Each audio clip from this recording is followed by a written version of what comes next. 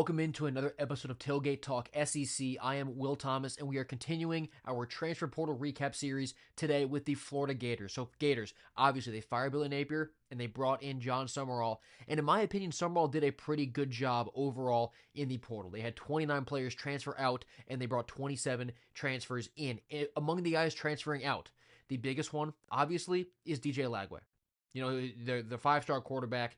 He didn't have the year he wanted this year. A lot of that was due to injuries. A lot of it was due to poor coaching. But then Summerall came in, and we had those reports where he kind of challenged him. You know, instead of just sort of promising things, saying you will be the starter, we got that all for you. He challenged Lagway, and Lagway left. So DJ is now a Baylor, but also Trey Wilson at receiver. He never really could stay healthy for the Gators, but when he was, it was clear how good he was. And Trey Wilson is now going to LSU. He's a massive add for Lane Kiffin and the Tigers. Other receivers who transferred. Tank Hawkins was one of them. Aiden Mizell was one of them. Nashawn Montgomery, Luis Tunkara. There were a good bit of receivers who left among the offense as well. You had running back Caden Daniels. He's leaving. You had running back Treyon Webb. They're also leaving. And then tight ends, Tony Livingston, Scott Isaacs, Cameron Kosman, and Hayden Hansen. They're all leaving. So a lot of the offensive side of the ball did transfer out of Gainesville. But coming in, I think Summerall did a really, really good job. First off, before I even get into who actually portaled in, I wanted to get someone off here.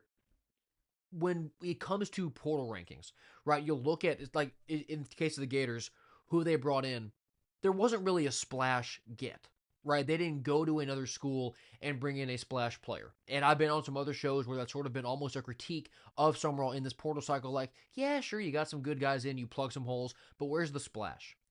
I'd argue that he landed multiple five-star portal players because Dallas Wilson, Jadan Baugh, Vernell Brown III, Miles Graham even, they never entered the portal, but we all know the era that we're in. They were getting offers from other schools. They were very much in contact with, in Baugh and Dallas Wilson's case, schools like Texas, schools like A&M for Dallas Wilson. So they never entered the portal. But there is no debate. No one will sit there and tell you that Florida didn't have to fend off million-dollar offers from other schools in the SEC to keep those guys.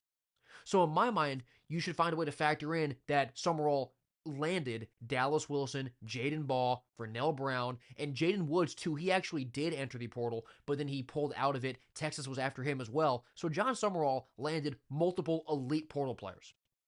He did. They were just on his team last year, but that needs to be factored into the rankings because he was beating other schools for them in the portal. He was. They didn't enter, but we know that in this era of tampering, schools are always going after people. Like, we just know that.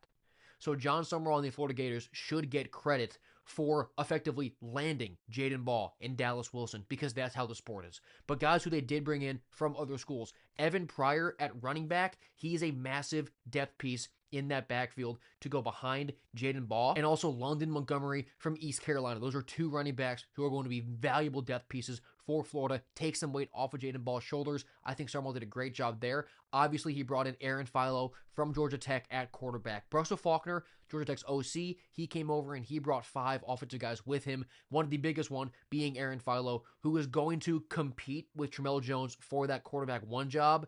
I have a hard time believing that the OC brought him over if the overwhelming expectation wasn't that Aaron Philo will be the starting quarterback. And Phil Trautwein, the new offensive line coach for the Gators, he came from Penn State and he brought 2 guys. One is TJ Shanahan, the other one is Egan Boyer. So you're seeing some reshaping of the offensive line, who's losing some key pieces like Jake Slaughter, Austin Barber, and other transfers, and you're seeing Trautwein be able to kind of come in and sort of plug those holes immediately. They also brought in Emmanuel Oyebadejo, who is a defensive lineman from Jacksonville State. He is a 6'7" mammoth on the interior of the defensive line. He was very much sought after. That was one of these recruitments in the portal where like Florida was leading, then the buzz kind of died and people were like, well, what the hell happened? I thought we were going to get this guy. And then boom, commitment. It was a big one for Summerall. And then also Eric Singleton from Georgia Tech at receiver. From Auburn. I got Georgia Tech mixed up because he used to be there. But Singleton was at Auburn, where it was with Cam Coleman. They were one of the best receiver duos in the country. They just couldn't get very good quarterback play. He went to the NFL draft, then he came back out, and he is reuniting with Buster Faulkner in Gainesville to be with the Gators. That is a massive add. This receiver room for Florida is lethal with Dallas, Vernell Brown, who they retained, bringing in Eric Singleton, guys like Bailey Stockton also coming in from Georgia Tech. Florida did a really good job offensively in the portal. And defensively, there isn't a ton of turnover. I brought up, hey, they retain Miles Graham. They still have Jaden Woods. They still have Aaron Childs. And they added DK Kalu from Baylor on the defensive line and Cam Dooley from Kentucky at safety. Just some other supplemental pieces to fill out that defense. So overall, Florida, I think, did a really good job in the portal, which is incredibly important with a coaching change because you're going to have naturally way more turnover than other schools who didn't have coaching changes will. I think Summerall did a really good job.